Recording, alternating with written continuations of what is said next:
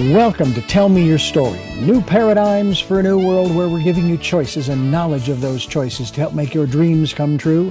We are here 9 times a week, Sundays at 7 a.m. and 7 p.m., Monday mornings at 1 a.m., Wednesdays at 9 a.m., and Monday through Friday from 8 to 9 a.m., streaming live at all those times at richarddugan.com. We are on SoundCloud, iTunes, TuneIn Radio, Spotify, Stitcher, Player FM, as well as YouTube, where you can watch these conversations. I hope that you will take time to subscribe and click notifications so that when a new conversation is posted, you'll be notified and you'll be able to tune in, listen in, and learn, be entertained and inspired. A reminder that Choices, which is my book, 5 Steps for Life, it's available on Amazon.com in paperback, hardcover, and Kindle with Audible, soon to be released. We also ask that if you can support the work that we are doing financially, we do have a PayPal account. It is there for your security as well as ours. And when they ask for an email address to whom you're sending, please go to richard@richarddugan.com. That's the email address. If you go to richarddugan.com, there is also a link directly to PayPal so that you can send us whatever support you can. And we thank you to those who have helped and to those who will help. We also ask that you take time during this decade of perfect vision, the 2020s, to go within to that quiet, peaceful, calm, still place and listen to that still, small voice. And with that, we now take you to our very special interview and guest here on Tell Me Your Story. Welcome to Tell Me Your Story, New Paradigms for a New World. I'm Richard Dugan, your host. It is a pleasure to bring you this particular conversation that we're going to have with our very special guest. He is a transformational energy healer and guide, and he is also a mentor specializing in shamanic energy work that addresses the physical, emotional, and spiritual layers of being. Oh man, that is right up our alley. My very special guest is Ofer Niv. Thank you so much for joining us here on the program, Ofer. Hi, Richard. Very nice to meet you. It's a pleasure to have you on the program to talk about this because we're going to talk, of course, more specifically about our imaginations and how we are. Well, I would say we've probably learned this many, many years ago, but it's like we're sort of relearning that our imagination can be the key to not only our well-being internally, but even our external well-being for that matter. Right? Absolutely. We are taught to learn eventually in life that imagination is in our imagination, that it's not the real thing, that it's not true. And it's true that there are times when you use your imagination in ways that are not real, like a delusional type of imagination, when what you want to imagine is something that is just not likely to happen because of so many things about it are out of alignment, but it's more like an egoic thing that is going on that you want to create that is just not meant to be. And then there is the other kind of imagination, which is more like a doorway between the spirit world and the physical world. And when I remember even seeing like there is a very ancient, I don't know where it is, but I see it sometimes in books and on covers of books. This person that peeks out through a window, maybe you've seen it, of something that looks like the globe, and it peeks out and see what's around us, which is true. And so, yeah, it's a window into, the way I like to use it many times, is into what I call the inner realms. Yeah, go ahead. Well, I want to give your website out before we go too much further. Alchemicalflame.com is the website we'll be linked to. And we'll touch upon that for just a moment. Then we'll get back into this aspect of our imaginations. What will people find when they go to alchemicalflame.com? They'll find blog articles. I think I have some media posts there. they'll find my services. And so, for example, there is a class about the alchemical flame system that you can use to heal yourself, and I will teach you that over 7 weeks, and you can find that under courses, and you can book one-on-one healing sessions with me. You can join a free bi-weekly group, what I call alchemical flame journeys, and these journeys are 30 minutes every other Wednesday. We go into what I call the realms of the system that I work with. And it's what it comes down to, it's wisdom, kind of knowledge, as well as self-guided healing. That's what we do there. Mm. And yeah, you can also book a free consultation with me to just see if what I do works for you. Mm. You actually come to us, not necessarily physically today, but you come to us from birth, from Israel. You were raised in a kibbutz and obviously served in an army as an army commander in the Israeli army. And I have to tell you that that is one of the things that I am impressed about. Now, neither of us, I think, would agree that we want to get involved in a conflict, but at the same time, to be part of a unit that is to be cohesive. And as we say here in this country, in our military, leave no man behind. That the kind of bonds that are created, usually, and unfortunately, usually during combat, but sometimes just the training, where you're just getting squared away to work together. Seems like something that would be so beneficial in all societies for that matter, to realize that we are all connected. And it sounds like a really strange metaphor to use, the military, but there you are. You are all connected. You are all responsible, not just for you, but for the unit as well, right? It's so interesting that you're asking the questions the way you ask them, because I don't think anybody highlighted my experience in the military from that perspective. It's so true. We are connected, and it's a high value in the military that you don't leave anybody behind, and you help friends, and we're brothers, and we take care of each other, and we cover each other's back. Mm-hmm. And luckily, I did not have to be in live combat, but I have been I have been in my experience in a place specifically in Lebanon, Mm. where I remember we were sitting in a vehicle that could not move, and we've been targeted by artillery, and you can see how it falls first to the left and then to the right, and then they target you in a binary way. So then half the distance to the left, then half of that to the right, and it's Mm-hmm. getting closer and closer. And it was an interesting experience for sure. And so yeah, and training is so important and so uncomfortable that you never forget it. And I have memories. I think life is definitely affected by serving in the army, even if you just go through basic training. Mm-hmm. It never leaves you, because it takes you through places that you didn't know that you could Yeah. actually go Yeah. physically, energetically. You learn how to be so tired that you can't feel your feet anymore, and you keep on walking. I mean, there are things that I learned that were very transformative for me in the Yeah. military, and I would not want to do it again. Well, I myself, I've never served. I've never been involved in that kind of dynamic that large. Because I know that the group of men men and women probably, that you were involved with was probably fairly large. I don't know, 20, 30, 40 people. I've never understood the breakdown in terms of, platoons and brigades and troops and all the numerical references therein.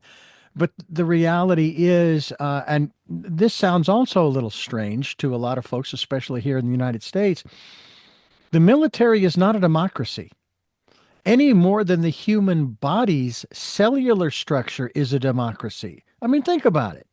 If any one of our cells decided, I want to go off and do my own thing, and and that message was spread, what would happen? The body would Yeah. disintegrate. It would fall apart. Hmm. And that's the same thing, of course, with, with a military unit. And I know that in business, they might have what appears to be some kind. I know that today they use the word culture. I'm not sure. I don't know. Anyway, maybe I'm old school. I'm 64, so I don't know if that's applying. But they try to create a culture of collaboration and so on and so forth. It And try. works, and I have to tell you that in recent years, it became, I think, Hmm. way too much culture and not enough. You got to do what you got to do to make the business profitable Right. because businesses exist for a reason. If Right. it wasn't making money, there would be no businesses probably. That's true. Yeah. I read a book back in 1990, and it was actually on cassette. And I still have that package with the book. And then I found it on Audible.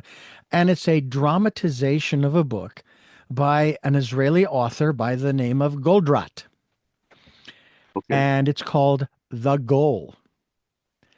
And the message that I got out of that, and I want to tie this into our conversation here, is especially when it comes to our imagination in terms of finding our life's purpose and living it out and so forth. The message that I got from the book was just because we've always done it that way doesn't necessarily mean that that particular way still serves us. It still works. And we use a slogan on this program, for that we're looking for those new ways of living because the old ways don't work. Just look around you. They don't work. A lot of people keep trying to make them work. And I don't know about you, but back in 2008, they said, with the economy the way it was then, we've never been here before. However, the solutions that they employed were the same solutions they'd always used. And it brings to mind Einstein's statement that you cannot solve a problem with the same consciousness that created it. So you went through all of these different areas. You even suffered through a diagnosis of multiple sclerosis back in 2011. You and I share a common bond, although I never had multiple sclerosis, but my sister has it. Yet she's doing much better these days. She's older than I am, and but we talk quite regularly. But she's doing great. You basically found another way, and somehow you found a way to reverse it, or it reversed within you. How did that happen? Yeah, when you're talking about doing the same thing, leading to same results, and I think somebody, maybe it was also Einstein, said that that can be defined as insanity to do the same thing and expect different results. And for me, when I look at moving to the US from Israel, is probably seeing that something needed to change. Working in the corporate world for almost 40 years and then realizing something needed to change. For me, it sometimes takes a big shock. And so in 2001, I was diagnosed with thyroid cancer. My thyroid eventually got removed. And I'd say this was a call for action that I didn't heed. I didn't really listen to. I was Mm. happy that I can go back to my managerial IT position in a big bank and continue to work.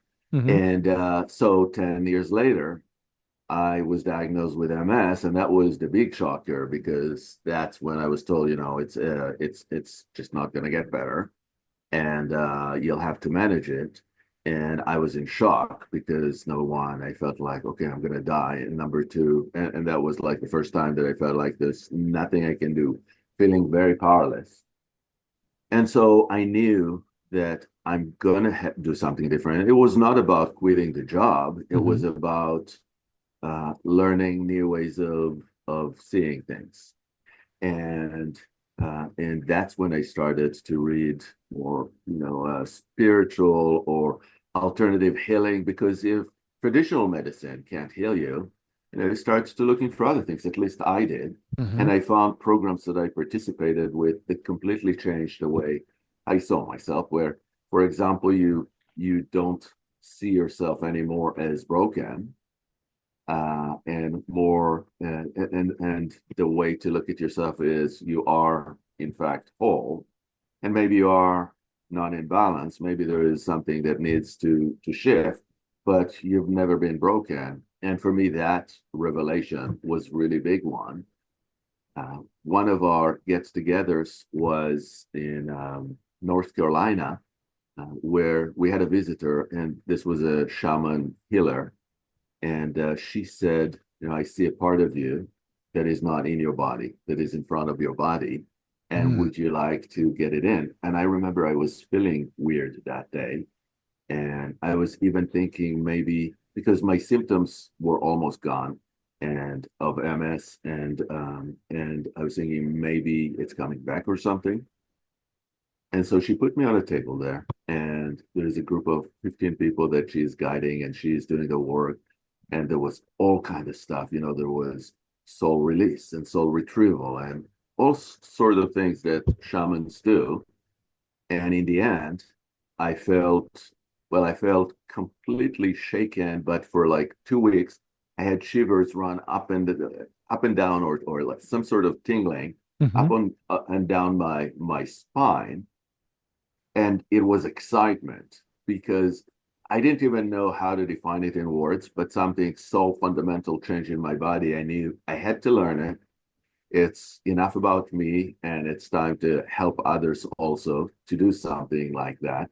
And that's when I started to learn. And yeah, I mean, your question, the symptoms are gone. They have gone. They have been gone for a long time now, for probably. So I was diagnosed in 2011. Mm-hmm. The symptoms have been gone since 2016 or 17. Mm-hmm.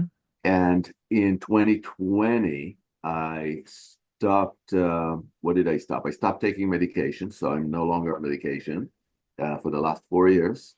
And this year, my doctor said, so, it's not like I said Western medicine is no good.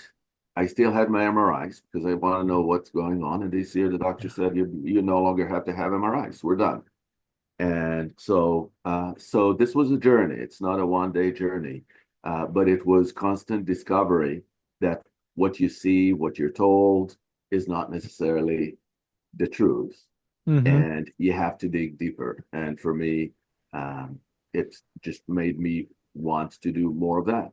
And so I no longer have a corporate job, and instead I've been practicing as a healer for the last 8 years, and saw worked with hundreds of clients, and it was it was mind and heart changing.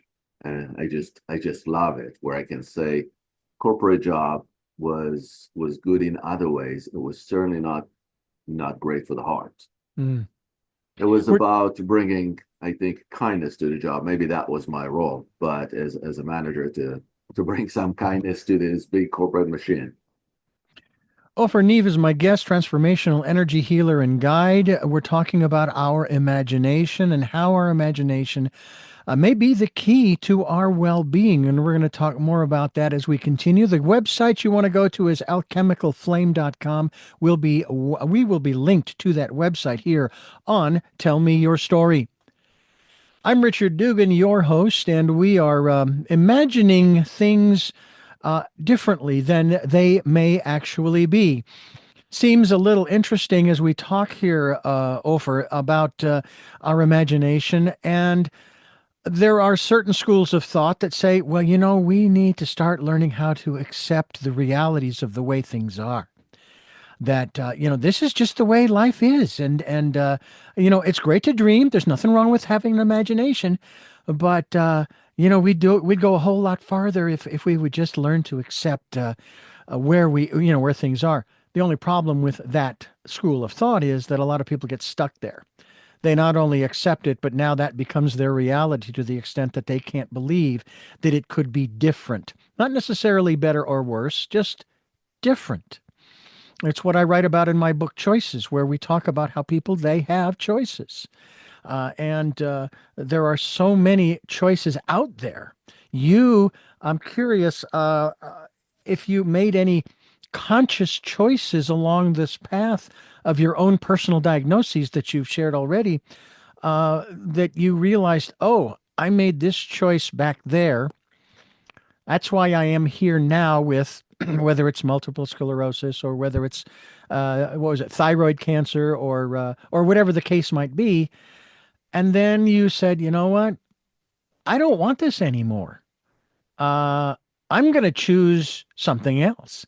Was there a moment where you recognized the choices and then said, I'm going to make new ones? Certainly, certainly. Back to what you just said about why not just accept reality as is. The thing is, from what I see, and I see it for myself, is in many ways we create our reality with the way we think. So if we think reality is what is, and it's never going to change, and maybe it'll get worse, then we're probably a contributor to that in many ways, and we have more command than we think about how our body operates. And so if we think that we're going to get sick, and I bet everybody has something in their life when they think, I'm going to get sick, and then they get sick, and you can say it might have happened anyway. But I believe that we're with a certain point of view, you certainly help your body create where it's going to end up based on your belief system, based on your emotions. And for me, there was a period when I was sleeping 2 hours a night, for example, because I was, uber achiever, was determined to be successful with everything at work and blah blah blah. And what happened was the body immune system get compromised when you don't sleep. So that's a choice that I made that really hurt me in the long run, because the immune system starts getting compromised. Eventually, it starts attacking itself. That's what's happening with MS. Mm-hmm. Your nerve, your neuron, the sheath around the neurons get destroyed, Mm. and that's one thing that happened. The other lesson that I learned, and that I actually learned later, but I learned that I tend to complicate things more than they need to be. And so by wanting to be perfect, sometimes I was introducing complexity levels that were not needed to achieve a solution to a problem. And one of my life lessons actually is simplify. It is very opposite to how I was when I was in my corporate job for many years. Then Mm. towards the end of this job, let's say for the last 5 years, I actually learned good spirit lessons for myself. I simplified, and I enjoyed my job much more. Mm. But this for me is, I would call that a karmic lesson. So now I pay attention every time I start to complicate things. I know that things will start shifting in ways that will not align, and I'll just catch it, and I'll say, okay, am I doing the right thing? And if and sometimes you certainly want to introduce enough complexity into what you're doing so that you can get something done, Mm-hmm. but not more than that, because that's my tendency to just cover any possibility, any scenario, and it Yeah. doesn't work. So yeah, so these are choices that help me live better, is live less complex. And I also learned that there is this rebelliousness in me that I probably I probably inherited from my lineage. Mm-hmm. And so when I work in a very structured environment, when I'm being told what to do in a micromanagement level, I don't do well with this. And I Mm. suffered because of this during my military service. And this is why it was great for me, because it didn't last for life. It was 3.5 years when I was told all the time what to do, when I knew exactly what I didn't want to do. And I did not Yeah. want to be told what to do. And still, because my father was, a big manager, CEO, I eventually chose the management route, and I've done it for many years. So, in a Mm. way, I still was not done with my karmic lessons of what I don't like to do. And I also know that I got very useful lessons from everything that I Mm. done. So I'm very grateful for everything Yeah. that I've done throughout life. Everything adds up to where I am today. I want to take a little different angle at the conditions. I was interviewing a gentleman who suffered from and apparently did survive the surgeries and so forth from stomach cancer. And from my perspective as a metaphysician, it's always helpful to have an understanding as to why. It doesn't change anything, but it helps your mind, if you will, to realize, oh, so that's the reason why. So I asked him if he had ever pondered why he had stomach cancer. What was the underlying reason for the stomach cancer? And he says, I'd never thought of that before, but he began to extemporaneously share his childhood and the things that he went through in terms relating to, for example, relating to food. I'm wondering about these different conditions, for example, multiple sclerosis or whatever the cancer. And in this case, I know thyroid, and of course, you've got the chakras and all of that. Have you ever, has it ever concerned you, or have you ever been curious about the reasons why you chose to take on the multiple sclerosis or the cancer, or for that matter, sometimes when we even get the flu, that kind of thing? Indeed, indeed. So each one is a separate aspect. I Hmm. think the cancer and the multiple sclerosis of life, and they are connected for sure. I thought about specifically the thyroid cancer a lot because it happens to be in the throat chakra. And the throat chakra is about expression, but it's, as opposed to what many know about the throat chakra, it's also about listening. It's not just about expressing. Hmm. And especially your divine guidance is given through the throat chakra. And to me, it just became clear that not only I had problems expressing what I really wanted to say throughout a big part of my life, being in the military, being in Israel, being in a corporate world where it runs the way it runs. Um, I was really not allowed to express what I really thought, believed, and wanted people to know about me and about how life is. And I think that eventually brought enough imbalance in the throat area that something had to give. And I also didn't listen to my guidance. And that was another lesson.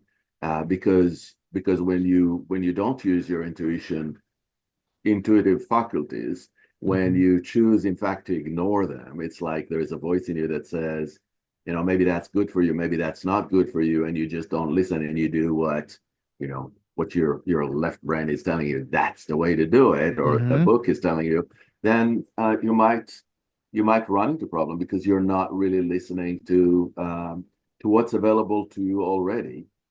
That is this voice in you that is speaking, always speaking when you need it to speak. It's there. It's available. Are we listening? I didn't. And so yeah. I mean, I think that that what happened with the cancer here, And with multiple sclerosis, it's such an interesting condition. I like to take people through these biweekly journeys into the inner realms. So when you go into what's called the inner landscape, and it's imaginative work. You work with the imagination or imaginal. You walk through some kind of a threshold or a doorway into a place that looks like landscape. It looks like nature. It might have also buildings. It might have beings, and sometimes it's called the astral realm. Doesn't matter. It's a place where you can see the equivalent of your body, but in other ways. And I think when you see there multiple sclerosis, it might look like rivers that are not running because they're stuck. And there is this connective system that is the nervous system that is the communication system of the body and tells the body what to do, every part of the body, and it was not functioning because of some sort of a communication area issue that is internal to you, where one part of you perhaps is not listening to what another part is talking. So for me, multiple sclerosis, and I'm not saying that it's the same for everyone, but for me, it was very clearly there is a lot of talking being done. There's a lot of guidance. And I don't think that I hit the message even after the cancer of the thyroid 10 years earlier. So this time I really had to listen. I had to listen. There was no other choice. That's when my communication system internally started to realign itself, because I started to listen. I started to listen to my inner guidance. I started to listen to my heart. I started to listen to what is in me that wants to get out, that is always getting a no whenever it's not even coming up. It sits somewhere in the unconscious. It's not allowed to come up and say, this is what you should be doing, or this is what I want to do. And instead, there is just ignoring it, just suppressing it. Suppression, suppression, suppression. The body reacts to it. The body knows what to do when it keeps on getting no. It says, okay, let me see if I can help you another way. And this way is so we call it disease. And disease is not always something that is supposed to kill you or to break you. Sometimes it's something that is meant to make you stronger. And that's what happened with me, I believe. Now, you refer to taking people through your practice, which is the alchemical flame, through 5 mystical realms: the heart, shadow, magical, divine, and unseen. And I hope I pronounced this correctly. Da'ath? Unseen is one of the spheres of the tree of life that is not an official one. So there are 10 spheres on the tree of life. This is an 11th that is not being widely discussed or acknowledged. And it's the one that connects the upper 3 spheres of the tree of life, which are called also the supernal. It's the things that most people think we can't connect to. We cannot connect to these higher levels, and we can't know exactly what it's going to be like to experience this. And then there is the lower, and this is like the bridge in between these parts. Some people call it the abyss, and because there is an abyss between that is almost not connectable between these two. I believe that these two are connected, and in fact, because I'm kind of contrarian, because so when I experientially started to learn about the tree of life, I wanted to start with the upper 3, because most of path working of the tree of life shows you how to start from the very bottom and make your way up. And maybe sometimes it's not a great thing to do, but I like to jump to where I want to go. And so that's where I went. And Da'ath is the bridge that allows you to do that.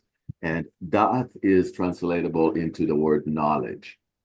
I like also to use the word knowing, because knowing is more experiential, and I want it to be experiential. I think it has to do with how you create, how you take something that is only an idea, how do you add to it a form so that it becomes a little more real, and then how you make it even denser and bring it sort of into our condensed reality, which goes back to what you said.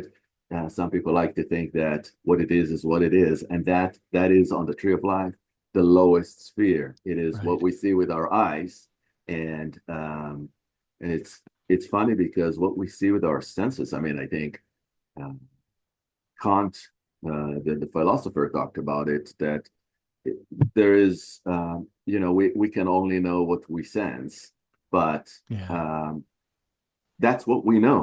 But if we have ways to sense something beyond it, Hmm. there's no reason to think that this is all there is. Just because our senses are limited to what we can perceive doesn't mean that that's all there is. And in fact, it's probably a very small percentage of what's out there. Mm. This is interesting.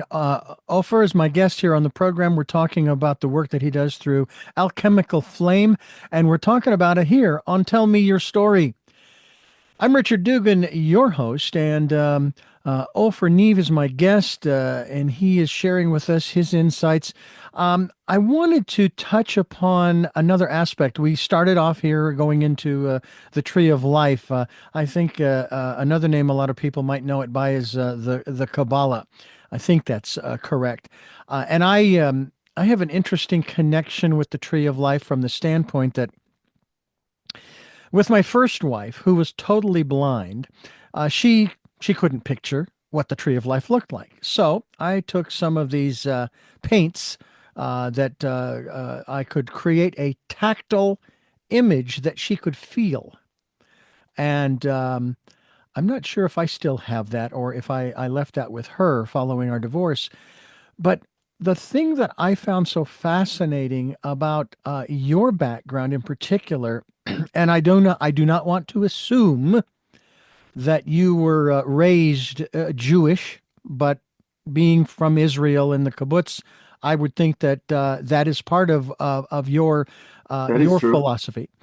I'm curious about the mystical aspects of Judaism, as I am, of course, of those of Catholicism, for which I was raised in. How influential was your Jewish upbringing in this regard to the mysticism, this alchemical aspect to your life today? Not much. So Okay. I'll tell you why. My father grew up in a Jewish Orthodox family in Israel, and he rebelled as a teenager, and he escaped and he joined the army, and then he went and joined a settlement that is the kibbutz where I grew up on the border, and so he was sort of allergic to anything that included religion, prayer. He just didn't like it. Although I did have, when I was 13 years old, the traditional bar mitzvah ritual that Jewish men go through, Hmm. and so to me there was no prayer, there was no religion. I had to, in fact, move to the US to feel separated and maybe alone enough to start looking at these things. And then I started to go to a synagogue, and I started to get closer to the prayer book. Although I can say that I'm not I'm not connected as if I would have been born religious. I'm not connected in that way Hmm. because I just found other ways to connect to what I call the divine. Hmm. And so for me, the mystical side of the Jewish tradition is more important, is more potent, is more a heart and mind opener. And I have been interested in different aspects of Kabbalah for quite some time. Hmm. It doesn't make me an expert, but it makes me very very close very close to the way things work in the Kabbalah, the tree of life, the four worlds. There are other things in the Kabbalah that I just love. And so yeah, I've been adult when I was introduced to all this, but I felt at home almost immediately when I started reading about Kabbalah, how nothing is what it seems, nothing is what it looks like, how subtle energy is really what moves everything, is what makes everything around us happen. Everything is vibrations, everything is subtle energy, and you can't really see it with your eyes. But when you take it this way, when you understand that everything is subtle energy with certain frequencies, and you understand that when frequencies change, things change in the world around you, you start apply it in your life and you see the difference. For example, I don't know if you're familiar with the work of David Hawkins, but he had this scale of emotions that starts with depression on the lowest and then going into maybe peace or tranquility or something like that at the very high end, and all the emotions in between. And how do you climb this Jacob ladder? You learn to climb it by changing your vibrational state. Now, this is a lot what I work with. When I work with energy work, it's all about changing the frequency of your vibrations, and the trick is to know how. But that's how you move from depressed state to courage, to hope, to acceptance, to love. That's Yeah. yeah.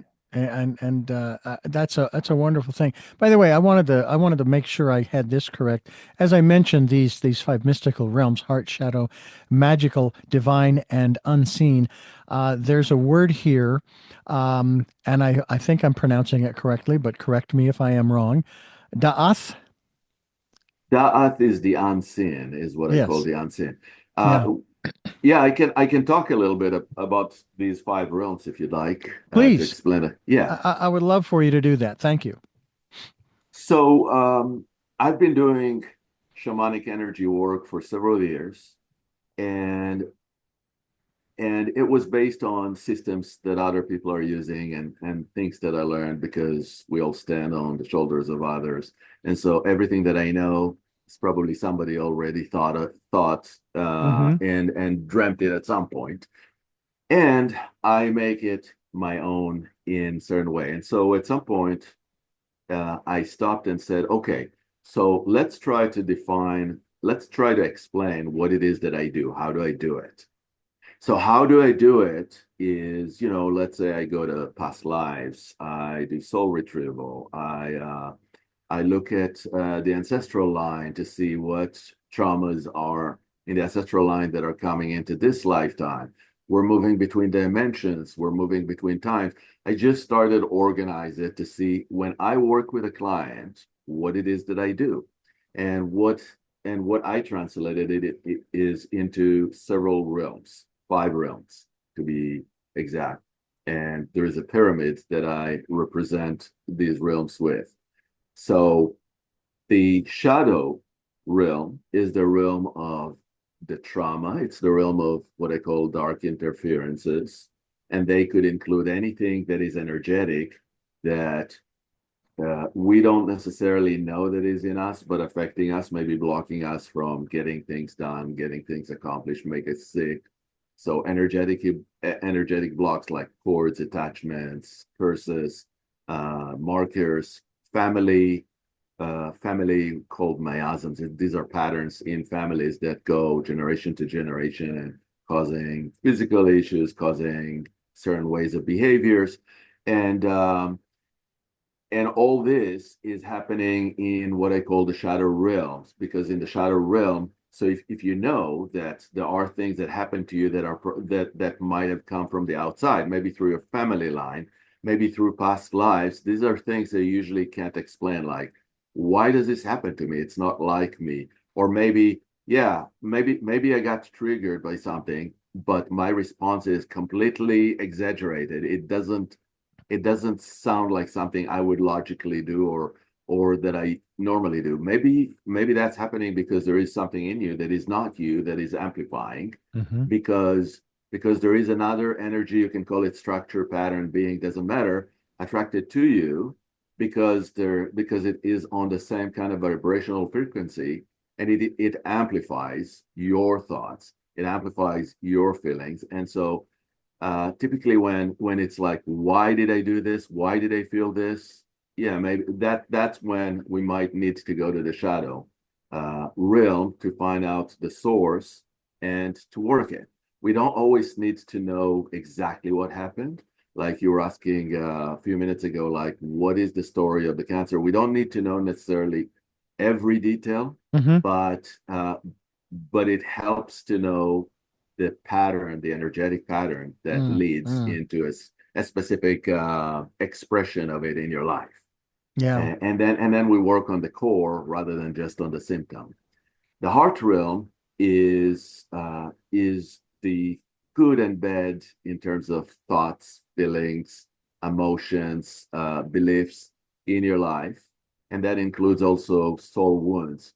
So we all carry soul wounds throughout our lives, and that's through the karmic manifestation of us through multiple lifetimes. Just because we had a traumatic experience happen to us that has caused us, say, to not believe in ourselves, doesn't mean that if you died and you incarnated into another life, it's gone.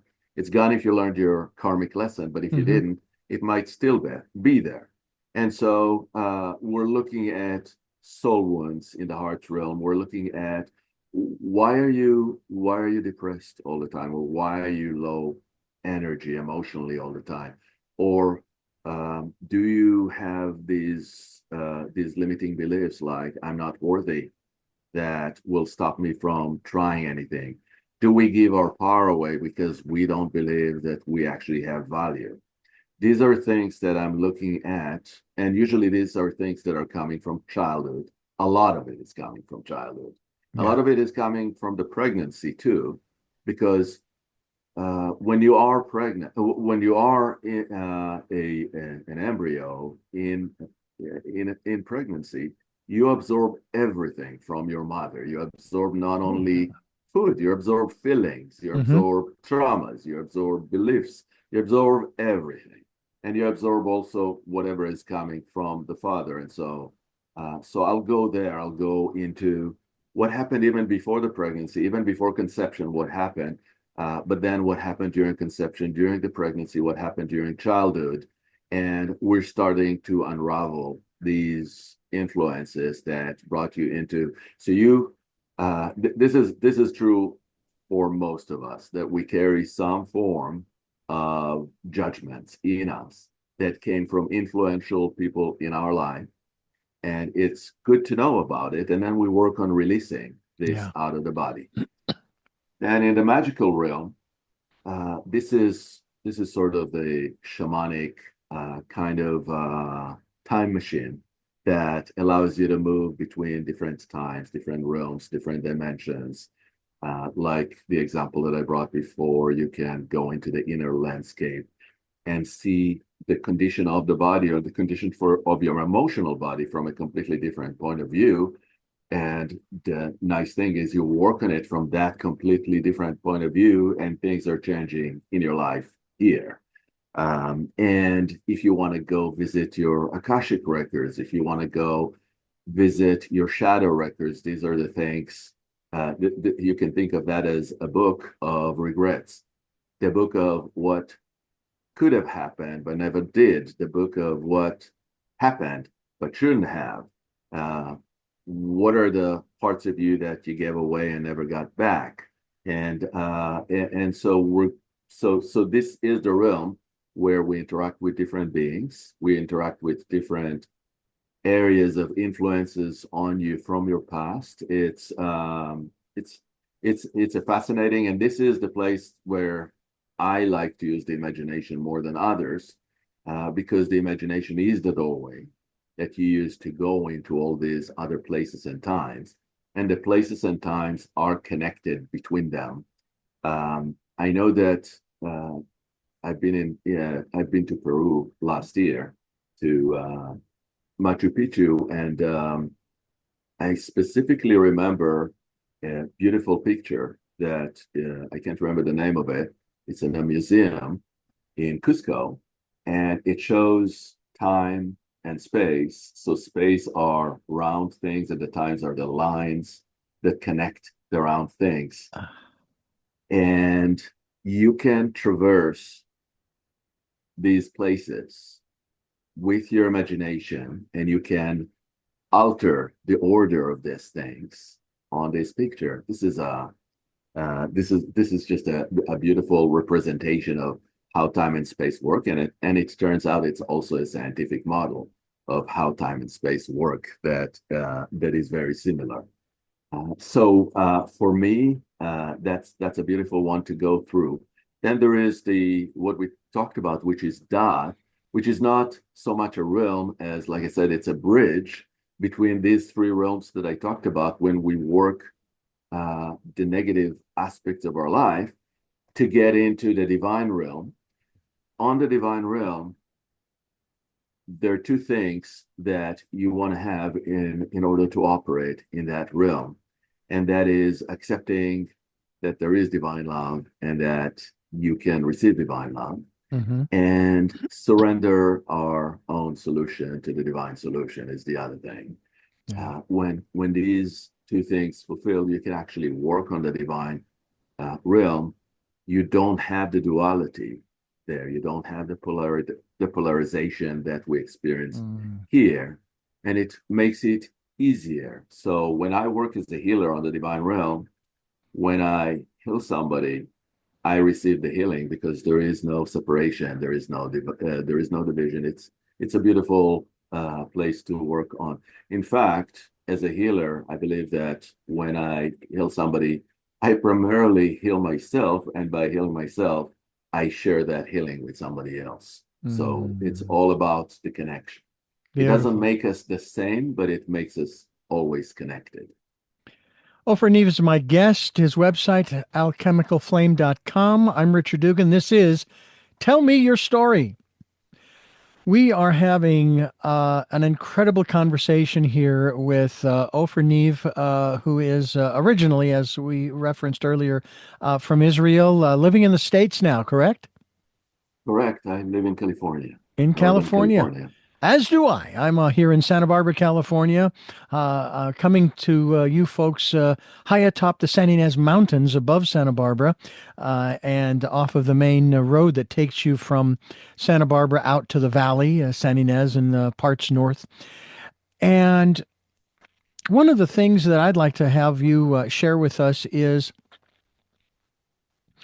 the different modalities. I mean, you are it's referenced as a transformational healer and a mentor and a guide and so forth. But I'm curious, we've already talked, of course, about the Kabbalah. You've talked about the 5 realms, the mystical realms, heart, shadow, magical, divine, and unseen.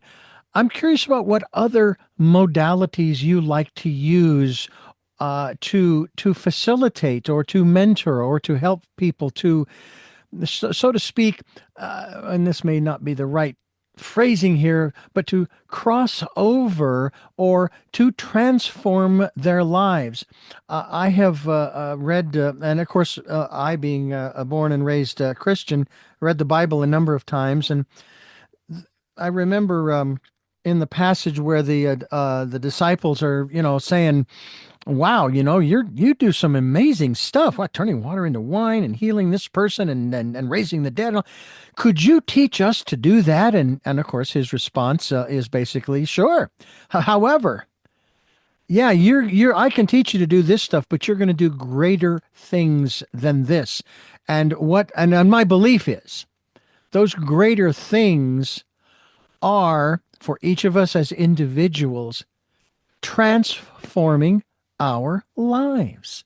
To me, that is the greater work, to transform our lives and to remain and deepen that connection with the divine. So talk to us a little bit about those modalities that you utilize. And I don't know, maybe there's some modalities you use you you don't even know what they are. It's just, it's intuited. I'm sure that's true. I'm sure you're right about that. That there are modalities that I'm not yet aware that I'm using. So I can go through a few. So for example, Alchemical Flame is the name of my business, is the website name. Hmm. The Alchemical Flame is the divine spark within you. And if you can imagine, and some of us can just feel it easily, there is a divine spark inside of it, inside of us. You can imagine it maybe inside of your chest, and this little spark can grow into flame. And how you grow it into a flame, you just focus on it. You just focus your inner eyes on this divine spark inside of you, and it starts to grow into a flame. This is the flame that connects you with the divine. This is a flame that also nourishes you. It brings to you, for example, from nature, because nature is not only what the eye see, it's also the subtle elements of nature. So water, fire, the main four Yeah. elements, Hmm. air. Um, they're not just what we see, they're also subtle. And we're bringing through the fire these subtle elements in a way that your body can use them to adjust imbalances in the body. And so this flame can grow until it around your entire body, including your physical body, including your auric field. And then we use this alchemical flame, number one, to step through. You can step through this flame and you can step into what I call the void. The void is a place of, you can imagine it's like a black hole. It's a place of potentialities. It's a place where there is nothing created yet, but there is an awareness in the center of it that can create whatever you need. And so the alchemical flame is a place where you can step into that place where you can create with conceptualizing something from nothing into something. The alchemical flame can touch anything that you need healing. So when somebody has a physical issue in their body, I might bring the alchemical flame, or have them bring their alchemical flame into that part of the body. And just because of how it works, it will start the healing process. And so this is a divine energy that flows through you. Other modalities is working with the physical heart. Inside the physical heart is the biggest electromagnetic organ of the body. Inside of it, there is the sacred space of the heart. And I like to, especially with new clients, to show them at least once what it's like to go from your head into the sacred space of your heart, connect the sacred space of the heart with your head, and let the heart drive the mind. So the mind is a great implementer and it's a great thinker, and it's nice to let the heart that knows a fraction of a second before the head knows something anyway, to Hmm. let that in a conscious way, with your awareness, with your intent, be the thing that brings to you whatever it is, your intention, whatever it is that you want in your life. And so, for example, Dranvalo Melchizedek is teaching how to open your Merkaba body through the heart. I love that, and I sometimes use this with clients. And but what I really like to do is, because life is so stressful, so for so many of us, Hmm. is to work inside the head. And you can do it right now. If for any of the listeners, if you just close your eyes and you imagine that your awareness is in the center of the head, and then you expand green. The green color is important, but if you expand the color green from the center of the head to fill up the entire head, and you just do this for a while, and you notice how rich and beautiful this green color is, what's literally happening in your head is you start moving your brain state into alpha mode, alpha brain waves, which is sort of an open focus. It's more relaxed. And so we sometimes do this, and I call this also bringing the heart into the head, because the heart chakra is green, that's the color that is normally associated with the heart chakra, Mm-hmm. is bringing the heart into the head and starting connecting. So that's one of the modalities, is connecting the heart and the head, letting the heart uh, sort of bring the intent into your life, and but through the connection with the head. And that also is why it's common to put the tip of the tongue to the roof of the mouth in certain meditations, because that is the way you connect the heart and the hand and the head through the lower part of the mouth and the upper Mm. part of the mouth with the tongue. There's an Uh, aspect of completing the circuit, so to speak. yeah, Yeah. exactly. And then there are other modalities that I use that are fairly shamanic. So I love the concept of soul retrieval, because we all fragment ourselves in different ways. Let me give you an example. Uh, Trauma. Take trauma. What happens in trauma is there is all sorts of hormonal secretions that are happening. It actually starts in the bone marrow, but then it activates the sympathetic system, and it activates the thalamus. The thalamus is starting radiating emergency signals. The amygdala gets involved, and the whole body goes into a state of shock. What is shock for? The shock is taking emotions out of the way, taking logic out of the way, and we do survival at that point. The problem is we don't know what to do with this shock state when the force, the outside force that initiated it, is over. And so it gets trapped in the body. It stays in the body, but the body needs to function. And so the body is putting sort of a bubble around the trauma. And so we have shock bubbles inside of us. And these shock bubbles, they're supposedly protecting or isolating us from this trauma, but not really, because they're kind of thin. And so Mm-hmm. every time we're in a stressful situation, they get triggered again. Now, what happens in these shock bubbles, there is a part of us that is in it. So there is what is called the traumatized self that is trapped in the soul bubble, and you can call it a soul fragment. There is literally a part of your soul that is not readily available to you. And then you feel a lack, or you feel like you're not whole, you're not complete, there's something missing. What I do when I do trauma healing is looking at that bubble and dissolving the walls, integrating the part of you that is there but is not with you back into you. Soul retrieval is also about bringing parts of the soul that are lost and are not in your body, because they might have been taken away from you, or maybe you gave it away. Mm-hmm. When in childhood, sometimes a child wants to keep mom or dad happy, and as a result, will actually give a part of us to them. They'll, I would say, implant a part of them in us, and these are soul fragments. And so we carry the judgment of the parent in us. This is the voice that is telling us you're doing it wrong or whatever. And there is a more innocent part of us that is in the parent, trying, usually not very successfully, to keep them happy, to solve the problem for them. So we're taking on their stuff, and they're sort of taking whatever is in us that they needed. And this is an unhealthy connection. And so that's sometimes manifests as a cord between a parent and a child, and it can be between any two people. It can even be between me and another me in another life, Mm-hmm. or an ancestral.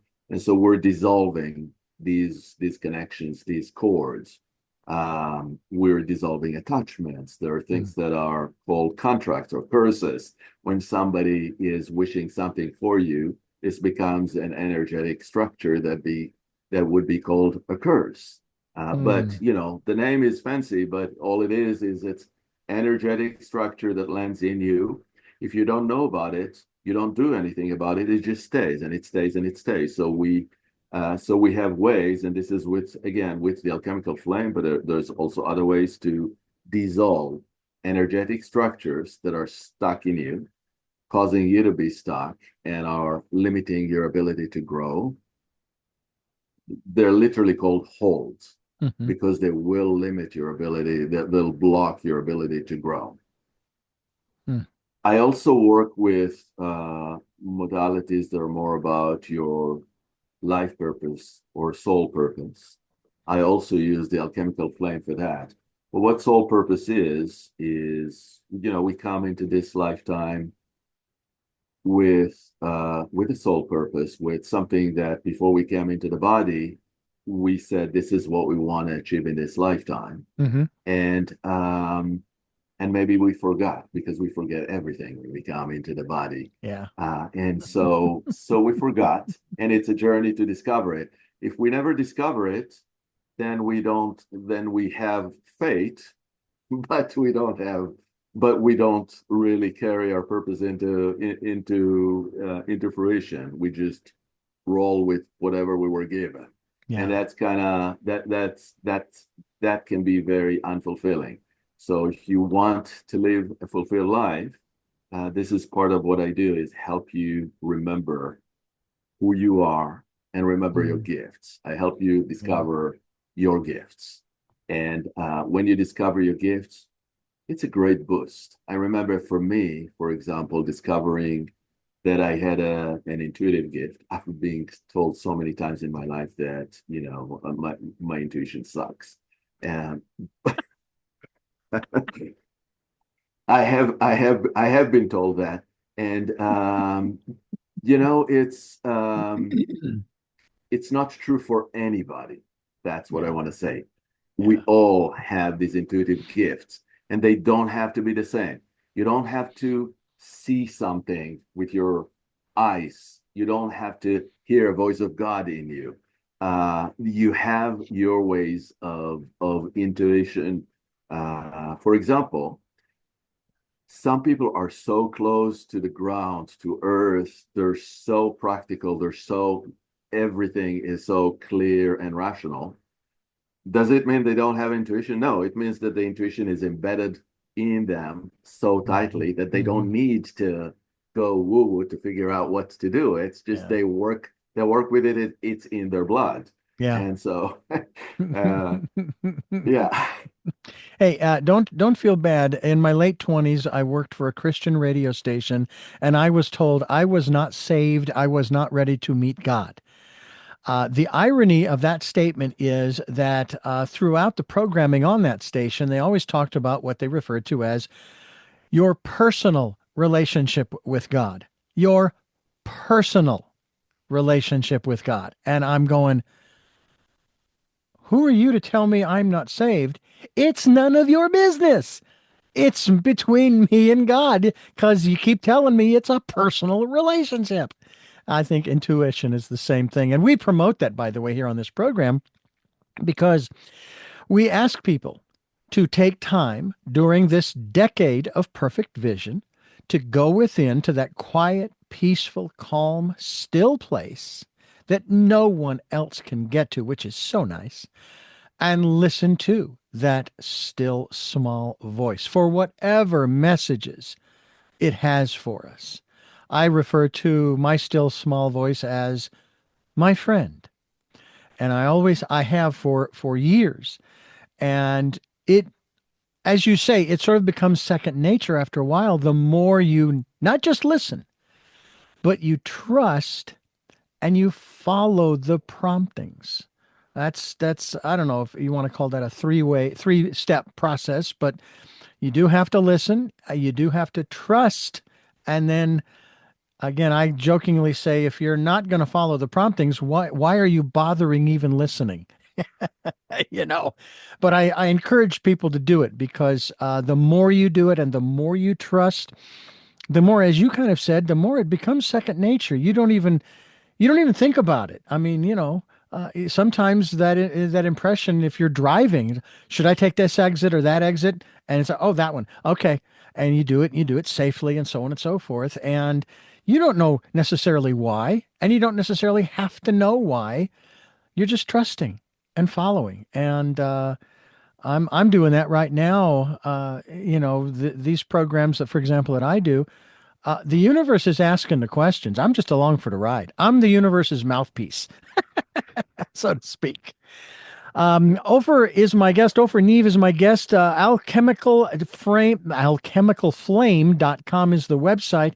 And you are listening to Tell Me Your Story.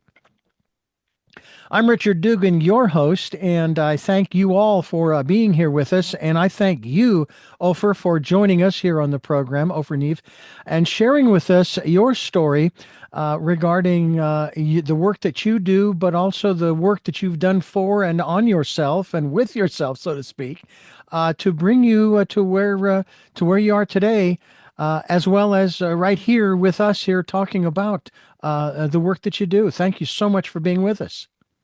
Thank you very much, Richard. It has been a real pleasure to listen to you and to have this conversation with you. And I've listened to some of your podcasts, and this is a great service. Thank you. Well, thank you for that.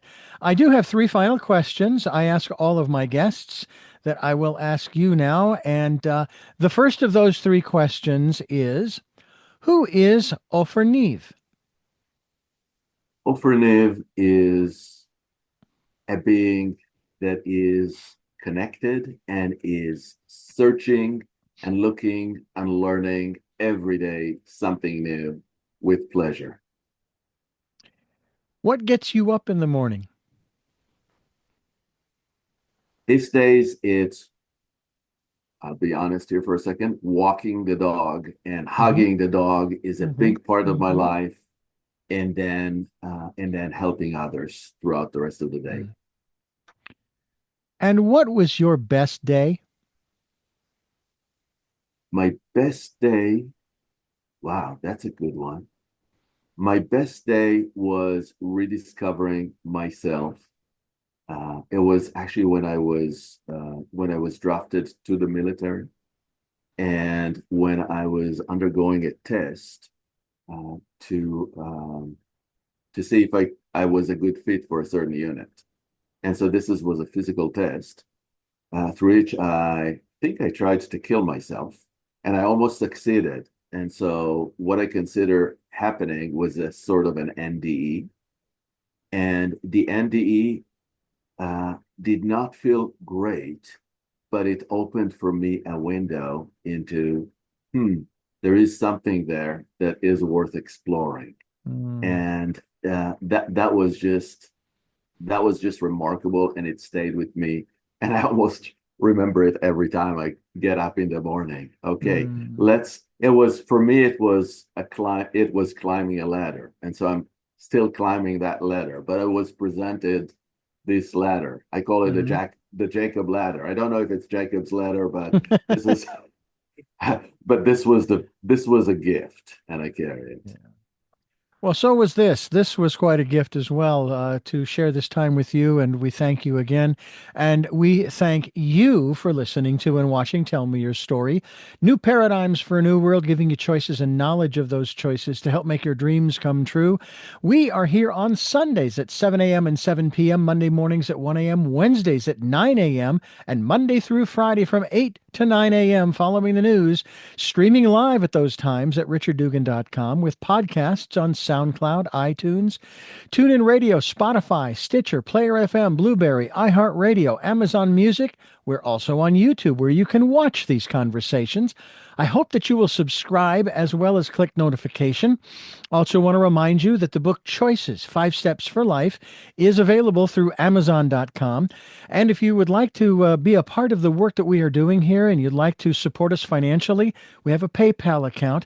There are links to both Amazon and PayPal on the homepage of richarddugan.com. And as mentioned earlier, please take time during this decade of perfect vision, the 2020s, to go within and listen to that still small voice. And again, I thank you for listening to and watching Tell Me Your Story. And until our next broadcast, podcast, videocast, love to Lal. Jeanette, I am still listening. Dad, continue to be happy. because I am. Hey, Smokey, I will see you on the other side. And to my dear friend Zorro, aho, aho.